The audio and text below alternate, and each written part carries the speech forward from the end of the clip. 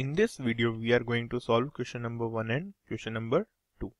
Why we are solving these two questions together? Because these two questions are based on a similar concept. So, सबसे पहले हम एक important बात पता करते हैं. लेट्स से हमारे पास कोई भी नंबर है, तो जैसे 1, 11 है, 122 है, तो हर एक नंबर के एंड में एक यूनिट डिजिट होता है. जैसे इसमें 1 है, इसमें 2 है, तो सिमिलरली जो यूनिट डिजिट होता है उससे डिपेंड करता है कि जो स्क्वायर का यूनिट डिजिट होगा वो क्या होगा. तो जो लास्ट जो यूनिट डिजिट होता है इसके स्क्वायर में जो लास्ट डिजिट होगा, जैसे इसके स्क्वायर में 1 के स्क्वायर में क्या आता है 1, तो 11 के स्क्वायर में भी क्या आएगा, जैसे 11 का स्क्वायर क्या आता है 121, तो क्या होगा ये, इसमें भी 1 का स्क्वायर है तो 1 आता है. ऐसे सिमिलरली 122 के स्क्वायर में क्या आएगा, एंड में 4 आएगा. तो सिमिलरली अगर किसी भी नंबर के एंड में क्या क्या पॉसिबल हो सकता है, 0 पॉसिबल है, 1 पॉसिबल है, 2 पॉसिबल है, 3 है, 4 है, 5 है, 6 है, 7, 8 एंड 9. ये क्या है, 10 डिजिट्स पॉसिबल है.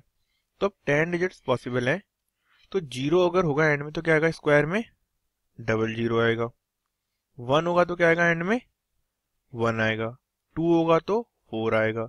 3 होगा तो 9 आएगा. 4 होगा तो 16, और 16 का एंड में क्या आता है 6, तो 6 आएगा. 5 में क्या आता है 25, तो 5 आएगा.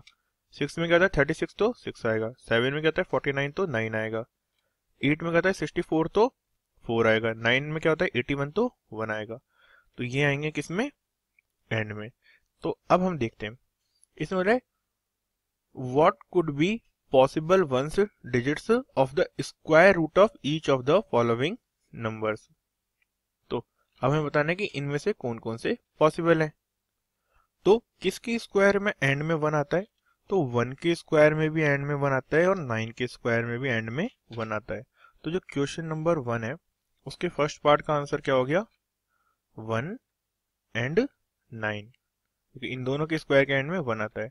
अब सिमिलरली दूसरे पार्ट के एंड में क्या है 6 है, तो 6 किस किस के स्क्वायर में आता है, 4 में भी आता है और 6 में भी आता है. तो इसका आंसर क्या हो जाएगा 4, 6. अब जो थर्ड पार्ट है इसका, उसके एंड में क्या है 1 है, तो 1 किस किस में आता है, अभी हमने देखा 1 आता है 1 और 9 में, तो हो जाएगा 1, 9. और जो 10th है, जो सॉरी 4th है, उसमें क्या है एंड में 5 है, तो 5 किस में आता है, ओनली 5 में. तो इनके 1 डिजिट्स के लिए पॉसिबल आंसर्स आ गए. अब सेकंड क्वेश्चन में बताना है without doing any calculation find the numbers which are surely not perfect squares.